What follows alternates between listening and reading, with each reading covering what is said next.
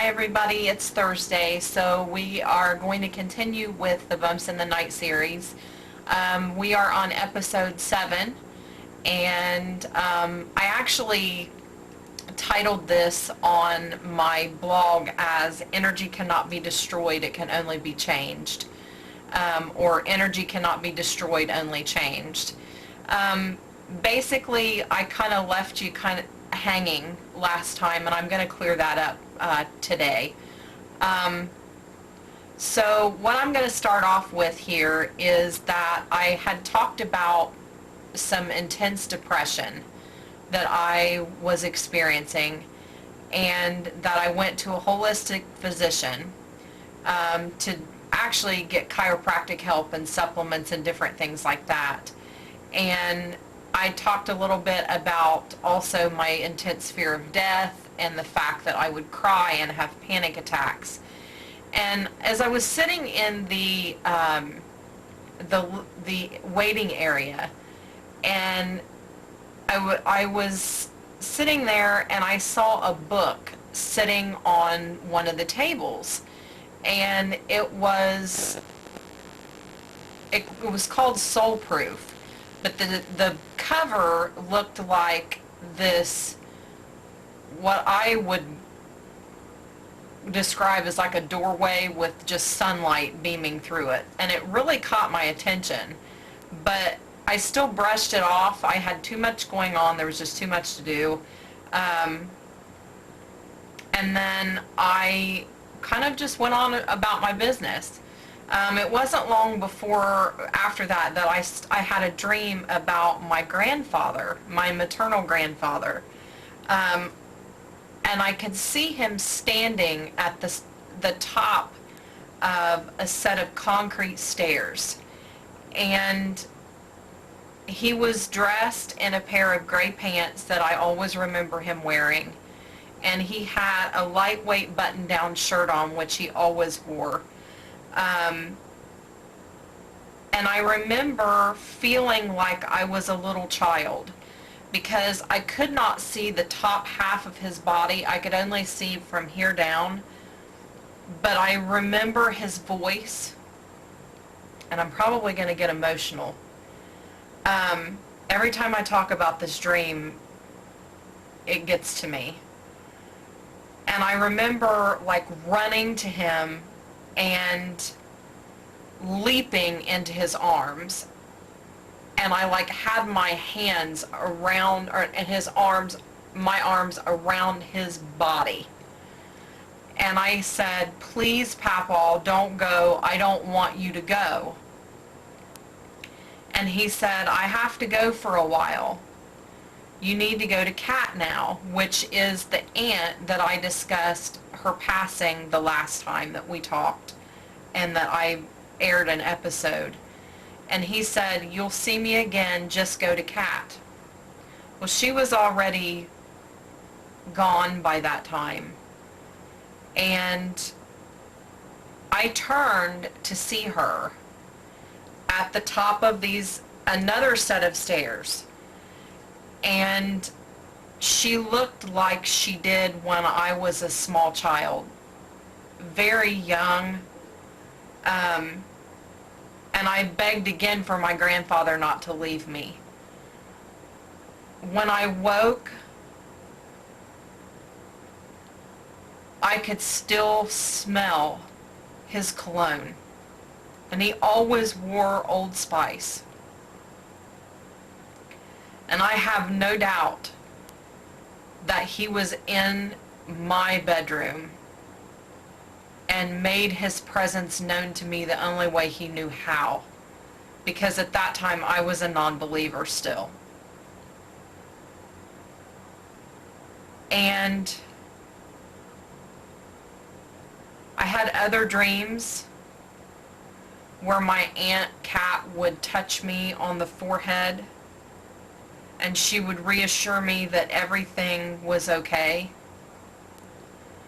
But I was so lost that I did not believe this.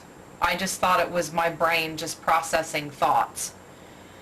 But then I had a dream about my paternal grandmother, and she died long before I was born. She passed away tragically in a car accident when her children, my father, aunt, and uncle, were quite young. And she visited me in a dream, and she told me that she had always loved me. And I remember her face and how beautiful she was. And I remember her laughing and saying how happy that she was to watch me grow up. And basically that she was, I guess, my guardian angel. She was kind and sweet and very caring, and I felt like I had known her forever. After this, I ended up going back to the chiropractor's office, and I sat there still and saw that book, and I had to read it. So I borrowed it from my doctor, and when I read it, I absolutely could not put it down. By the time I was into like the second paragraph of the introduction, I was bawling. And the name of it again is Soul Proof, and it is by Dr. Mark Pitstick, and he does have that available on Amazon. I wrote a review for him. I did not post it on Amazon. In fact, I probably need to do that. But in that review, I dictated the journey that I've just dictated to you in the last 6 episodes, and my intense fear of death, and I explained about my grandfather passing and the dream that I just explained to you. And I will read like a couple of things out of the review. In my heart, I think I always knew that we were beautiful sources of divine energy. I knew from years of schooling that energy cannot be destroyed, but it can be changed. I also now understand the Great Spirit and why I was so drawn to compassion towards nature, animals, and children. I had lost all of my empathy towards others, and instantly I was restored. It is very difficult for me to put this transformation into words. I can say, however, it is wonderful to be walking in the most divine light I've ever experienced. I am new at this type of journey, but I can feel it to my very core. Everything made sense. The struggles I had endured throughout the years, the fight I had within myself made total sense, and the conflict was now over. It all felt it all fell right into place. I have never felt such utter peace in my entire life. Peace that cannot be bought or explained. Peace like no other. And I go on to talk about my soul's mission and child welfare, and that I was not afraid of dying anymore, and that I know now why I felt at such a young age that I was an old soul, because in reality I probably am.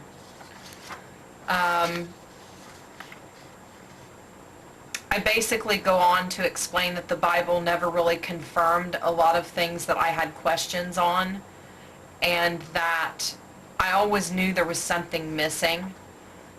And I went on that journey by myself, but I was no longer alone. And I categorize this as a defining moment that set my life on a different path. If you want to call it saved, or if you want to call it a rebirth, or that I was backslidden or whatever, you can call it whatever you would like. but it was like nothing else I had experienced. In early April, my husband's cousin died of cancer, and he was very young. I had never really met him before. I had listened to conversations with he and my husband over the phone, but I really didn't know him. But we were standing at the funeral home, and I remember hearing someone talking. And I kept thinking it was my husband talking to me, and it wasn't. But this funeral home was filled with people, packed full of people. So I kind of blew it off at that point, and then we went to the funeral, and I felt like someone was screaming in my ear. Just screaming to the top of their lungs. They needed help, they wanted help, they wanted me to tell people things, and I thought, what in the world is happening to me? Immediately, as a mental health professional, your mind goes to schizophrenia. However, there are definite precursors to schizophrenia that I do not and have not and never will possess. This was a paranormal event. There's no doubt in my mind. Because by the time we got out to the graveyard for his burial, his spirit was gone. And I had asked him to cross over because he was just very unsettled. And so I went someplace where I knew someone would be able to help me understand all of these things and all of these changes. And she helped me realize that I don't have to understand it, I just have to embrace it. And since that encounter, I have been in regular contact with various different individuals that have passed on that I have knowledge of, as well as different relatives of my husband's. She explained to me that I needed to learn and meditate and pray and get to know my spirit guides. I believe, and for lack of a better term, those are angels. But I am in constant meditation with my Creator and with my spirit guides, and I pray. If you want to call it praying, that's fine. But they guide me, and they teach me, and they minister to me, and I have had an entire new world opened up to me that I never thought was possible. No, I don't consider myself religious, and I don't consider myself to be a Christian, but I do consider myself to be spiritual. There's no other way to explain. And you can call it the devil, you can say that I'm being contacted by demons. That's your opinion.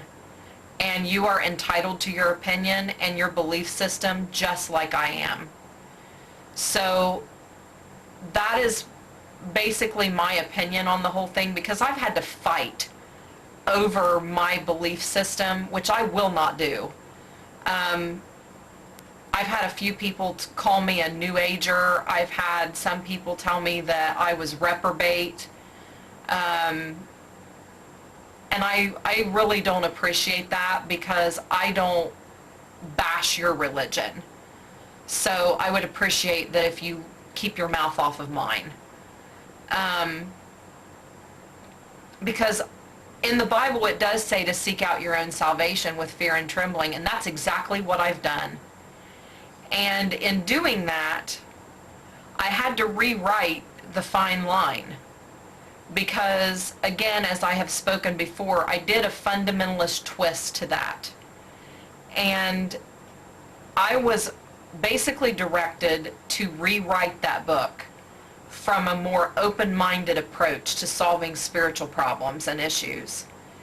And it was published initially by Book Locker, which was basically a self-publishing company. And I had a big publisher in Canada look at the book, and they said it was too inspirational, so they turned it down. And then I had another big publisher look at it and say it was too Hollywood horror. And I'm going to read to you from my blog, and then I'm going to conclude for today. Please note that you do not have to agree with the way I see things. You can think I'm being misled or misguided or led by the devil, but honestly, I'm seeking out my own salvation, and I encourage you to seek out yours. Just because mine looks different, a lot different than the rest, doesn't mean it's wrong. Who am I to judge anyone who believes what they believe? It's not my right.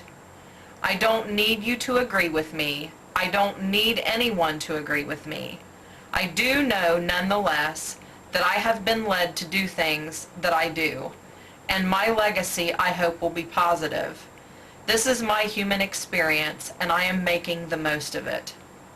The next time we meet for episode 8, we're going to talk about my leaving one agency to go to another, and then the publication of my book. So wherever you are in this world, love and light to you. Have a great day, afternoon, evening, and enjoy life, because that's what life is all about. And we are divine sources of energy and light wrapped in skin. Never forget that you're loved. Have a great evening or day or wherever you're at.